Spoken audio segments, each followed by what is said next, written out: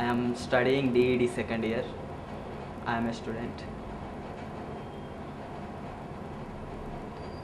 నాకు ఈ media junction గురించి ఇంతకుముందు ఒక అన్న వచ్చిండు, ఓమాజీ అన్న, తన ద్వారా తెలిసింది. అతని తరపు నుంచి వచ్చింది.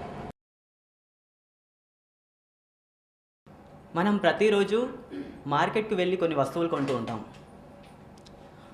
ఆ వస్తువులు కొనేటప్పుడు మనం ఆ వస్తువులో కొన్ని క్వాలిటీస్ చూస్తాం. అది స్టాండర్డ్ అవునా కాదా, మంచిది అవునా కాదా అని చూస్తామా? మరి అది ఎలా అది మంచిది స్టాండర్డ్ అని ఎలా చెప్తాం? ఎస్. అదేవిధంగా ఒక కంపెనీ కానీ ఒక ఆర్గనైజేషన్ కానీ గురించి మనం తెలుసుకోవాలన్నప్పుడు అది ఒక స్టాండర్డ్ ఆర్గనైజేషన్, స్టాండర్డ్ కంపెనీ అని ఎలా చెప్పగలుగుతాం? అలాగే ఒక మనం ఫుడ్ ప్యాకెట్స్ ఎన్నో కొంటూ ఉంటాం రోజు. ఒక చిప్స్ ప్యాకెట్ కానీ బిస్కెట్ ప్యాకెట్ కానీ తీసుకుంటే అది కూడా ఒక స్టాండర్డ్గా ఉంది అని ఎలా తెలుసుకుంటాం? బ్రాండ్ చూసి. ఏదైనా ఒక మార్కెట్లో వెళ్ళి ఒక వస్తువు కొన్నప్పుడు కానీ ఆ వస్తువు స్టాండర్డ్ అవునా కాదా అని ఐఎస్ఐ మార్క్ ఉందా లేదా చూస్తాం. అదేవిధంగా ఒక కంపెనీ లేదా ఆర్గనైజేషన్ స్టాండర్డ్ ఉందా లేదా అని తెలుసుకోవడానికి ఐఎస్ఓ మార్క్ ఉందా లేదా అని చూస్తాం. అదేవిధంగా ఒక చిప్స్ ప్యాకెట్, ఏదైనా ఫుడ్ ప్యాకెట్ తీసుకున్నప్పుడు అగ్మార్క్ అని ఉంటుందా లేదా అని చూస్తాం. ప్రతిదానికి ఒక ఐఎస్ఐ మార్క్ చూస్తున్నాం, ఐఎస్ఓ మార్క్ చూస్తున్నాం, అగ్మార్క్ అని చూస్తున్నాం. మరి ఒక మనిషిని నమ్మాలి, ఒక మనిషితో ఫ్రెండ్షిప్ చేయాలి, ఒక మనిషితో కలిసి ఉండాలి అనుకున్నప్పుడు ఏం అవసరం మనకి?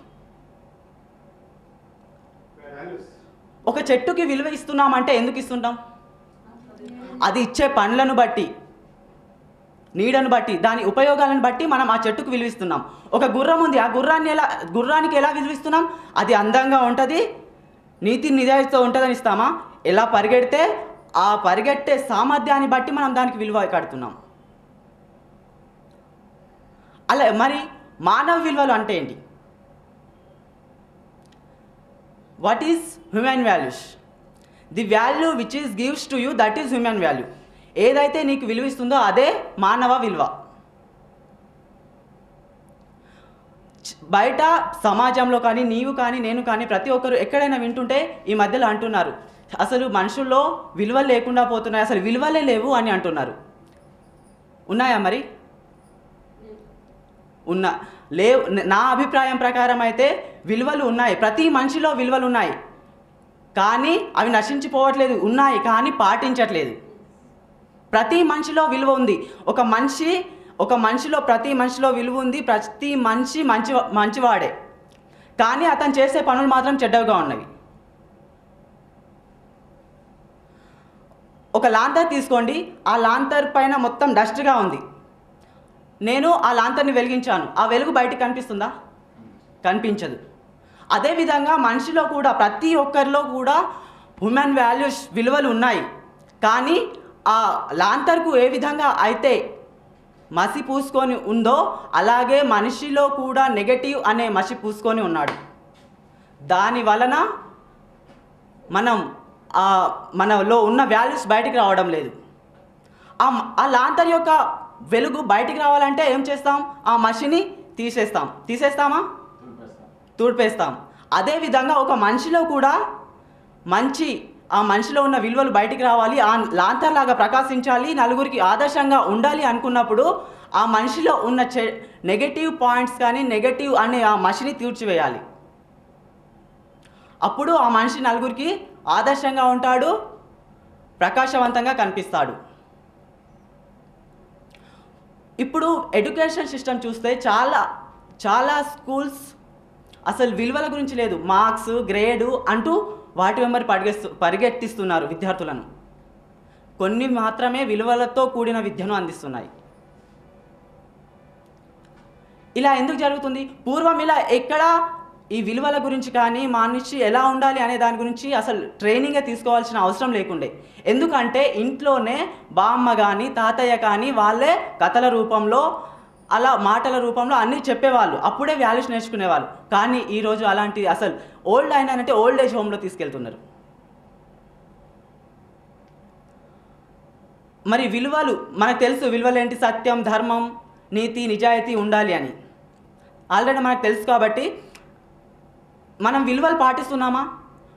ఇప్పుడు మనం సమాజంలో వెళ్ళి అరే విలువలతో జీవిద్దాం, విలువలు పాటిద్దాం, మంచిగా ఉందామంటే అరే మెంటలా, విలువలతో జీవిస్తామా? అది సాధ్యమయ్యే పనా మనకు అంటారు ఫ్రెండ్స్ అందరూ. ఒక్క విలువ తీసుకోండి, ఒక్క సత్యం అనే విలువతో గాంధీ మహాత్ముడు అయ్యాడండి. ధైర్యం అనే విలువతో భగత్ సింగ్ మన గుండెలో ఇప్పటికీ ఉంటున్నాడు. ప్రేమ అనే విలువతో మదర్ తెరీసా ఎంత చక్కగా మనకి గుర్తొస్తూ ఉంటుంది. ప్రేమ అంటే తనే.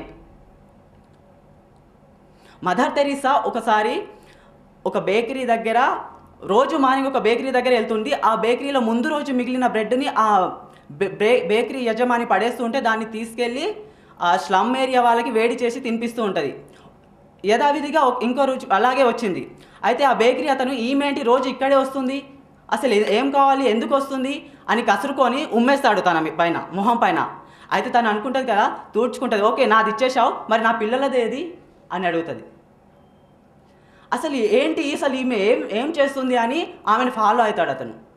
అప్పుడు అతనికి అర్థమవుతుంది, ఈమె ఈ వేస్ట్ కాకుండా ఈ వేస్ట్ అయిన బ్రెడ్ని వేడి చేసి వాళ్ళకి తినిపిస్తుంది, ఎంత కరుణామూర్తి అని అనుకుంటాడు. ఒక్క వాల్యూ చాలండి మనం పాటించాలనుకుంటే. అన్నీ పాటించాల్సిన అవసరం కూడా లేదు, మన వల్ల కాదు కూడా.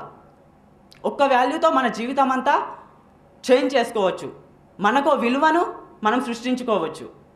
మన విలువలని పాటిద్దాము, విలువలను బోధిద్దాము, సమాజంలో విలువలను బయటికి తీద్దాం. నాకు యాక్చువల్లీ పాటలు పాడే హ్యాబీ ఉంది చిన్నప్పటి నుంచి. కానీ మంచిగా పాడతానని అందరు చెప్తారు, కానీ స్టేజ్ పైకి వెళ్ళడానికి చాలా భయం వేసేది. అందుకే నేను ఈ మీడియా జంక్షన్ విని అరే ఈ స్టేజ్ ఫియర్ పోగొడతారంట అని జస్ట్ అట్లాగే వచ్చాను. కానీ ఇప్పుడు నా మీద నాకు నమ్మకం వచ్చింది, నేను ఏదైనా చేయగలను. నాకు అనిపించే ఎన్నో థాట్స్ వచ్చాయి, షేరింగ్ చేసుకోవాలి, ఫ్రెండ్స్తో చేసుకోవాలన్నా అయ్యో కరెక్ట్గా చెప్పలేకపోతానేమో వాళ్ళకి, నేను కరెక్ట్గా మళ్ళీ వివరించాల్సి వస్తుందేమో, అంత రిస్క్ ఎవరు తీసుకుంటారు అనుకున్నాను. కానీ మంచిగా చెప్తాను అనే కాన్ఫిడెంట్ నాకు ఇప్పుడు వచ్చింది.